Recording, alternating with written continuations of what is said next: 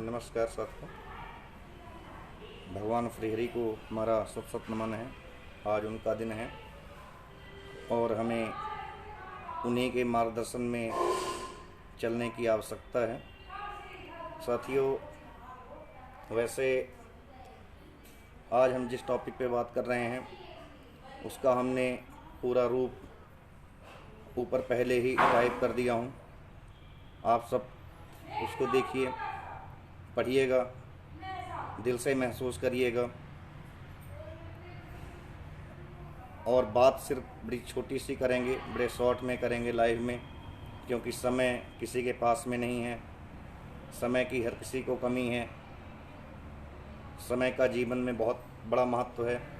तो समय के आधार में सिर्फ इतनी बात करेंगे साथियों कि यह जो तरह तरह से देश को आहत किया जा रहा है, देश की एकता अखंडता को आहत किया जा रहा है, तो ख़ास तौर से मैं उन सभी सनातन धर्मधारी जो हमारे हिंदू हैं, चाहे वह किसी भी जाति से हों, ब्राह्मण, ठाकुर, वैश्य, SC, ST, OBC, जितने भी हमारे हिंदू हैं, जो हिंदू धर्म को मानते हैं, जो सनातन धर्म को मानते हैं, जो भगवान जगन्नाथ गीता पर विश्वास करते हैं, जो सभी धर्मों पर विश्वास करते हैं, जो हिंदू, मुस्लिम, सिख, ईसाई मानते हैं, जो मानते हैं कि भारत हमारी माता है और हम भारत के बेटे हैं, उन सभी से हमारा आग्रह है कि यह जितने भी तरह तरह के लोग हैं जो देश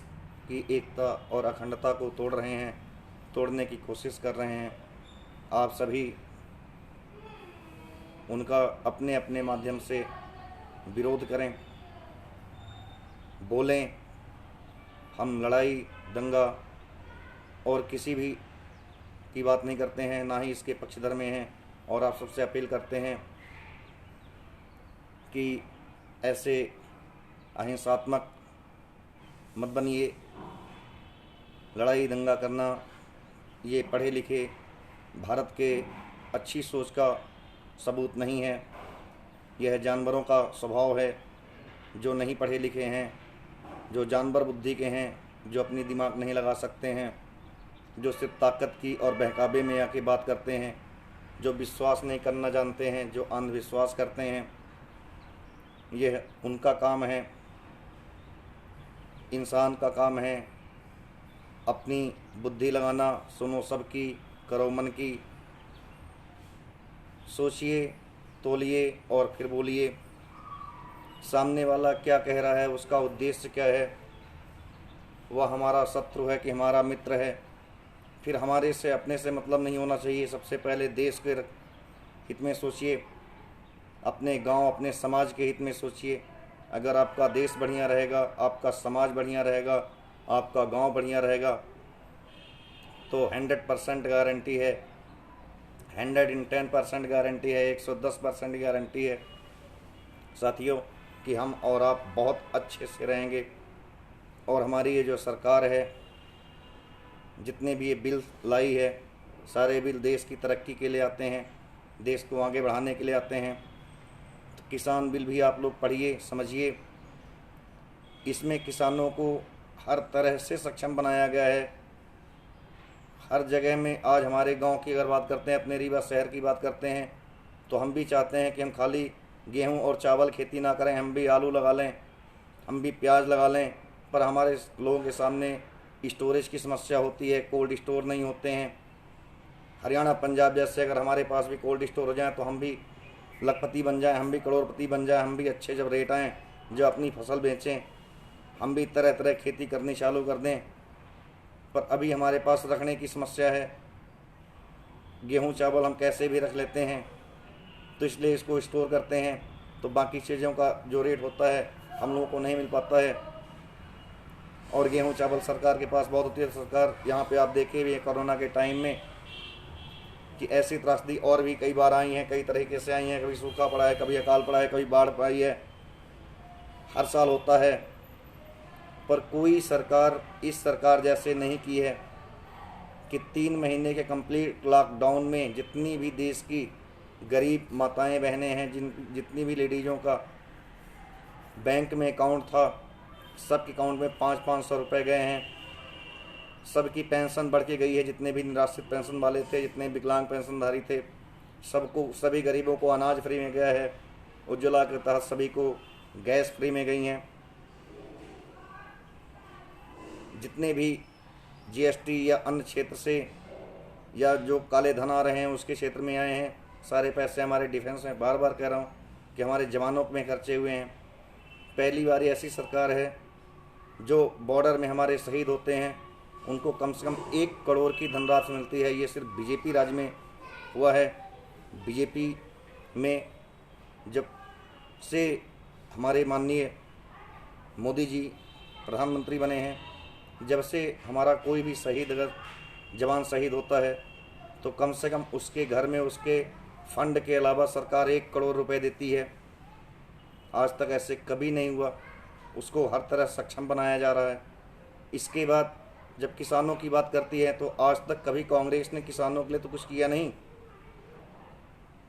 जब उसने दंगे करवाए थे, उस दंगे को मिटाने के लिए सारी जो किसान की योजनाएं थीं, किसानी पानी से होती है, सारा पानी सब कुछ तो उठा के पंजाब को दे दिया, पंजाब को सक्षम बना दिया अपनी राजनीति के लिए।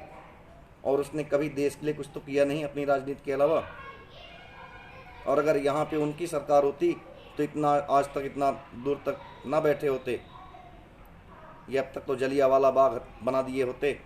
और यही चाहते थे कि सरकार यही करे, मजबूर सरकार को इसी में कर रहे थे। पर ये सरकार बुद्धि वाली है, विवेक वाली है। कहाँ पे ताकत का इस्तेमाल करना चाहिए, किसके सामने ताकत का इस्तेमाल करना चाहिए, किसके सामने दिमाग का इस्तेमाल करना चाहिए, किसके सामने बल और किसके सामने बुद्धि बल का इस्तेमाल करना चाहिए। सरकार खाली ताकत पे, सरकार खाली पैसे पे नहीं चलती है। राजनीति के अब नियम बदल चुके हैं। राजनीति के साथ साथ देश नीति, राष्ट्र नीति बहुत ज़रूरी है। भारत माता की विचारधारा बहुत ज़रूरी है। आप सबको भी सोचना होगा। खाली न्यूज़ चैनलों में, टीवी में, अखबार में, सोशल मीडिया में, कहानी में, किताबों में पढ़ने से बात नहीं बनेगी। हमारे जितने भी आध्यात्मिक गुरु हैं, जितने भी हमारे गुरु हैं जो किसी मामले में हैं, किसी भी धर्म के हैं, किसी भी संप्रदाय के हैं, उनसे हमें सीखना होगा। अगर हम स्वामी महावीर की बात करते हैं, अगर उनकी कहानियाँ पढ़ते हैं तो उनसे भी सीखना होगा। स्वामी विवेकानंद से भी सीखना होगा, परशुराम जी से सीखना होगा, मर्यादा पुरुषोत्तम श्री राम जी से भी सीखना होगा, गीता भी सीखना होगा, कुरान, बाइबल, सभी धर्मों से सीखना होगा। सीखने की कोई एज नहीं होती है, सीखने की कोई टाइम नहीं होता है। और हम तो कहते हैं कि सीखना हमेशा अपने से छोटों पे चाहिए। ज्ञान की बात, नॉलेज की बात हमेशा अपने से बड़ों से लेना चाहिए। कई बार आपसे कह चुके हैं, कई बार आपसे इस मामले में बात कर चुके हैं साथियों। इसलिए सोचने की आवश्यकता है कि कौन देश के साथ में है, कौन देश के साथ में नहीं है, कौन हमारे हित में है, क्या हमारे हित में नहीं है, सॉरी। इसी के साथ में अपनी आज की ये बात यहीं पे ख़त्म करते हैं, बंद करते हैं। कल फिर मिलेंगे नए टॉपिक के साथ में, नए विचारधाराओं के साथ में। अगर आप सबको ये बात अच्छी लगती है तो आप इसको शेयर करिएगा, कमेंट करिएगा। अगर कहीं से मेरे से कोई गलती भी होती है उसको हमें ज़रूर बताइएगा। किसी बात को हमारे लेके बुरा लगा हो तो उसके लिए हम सिर झुका के आपसे क्षमा मांगते हैं। जय हिंद, जय भारत, जय श्री राम।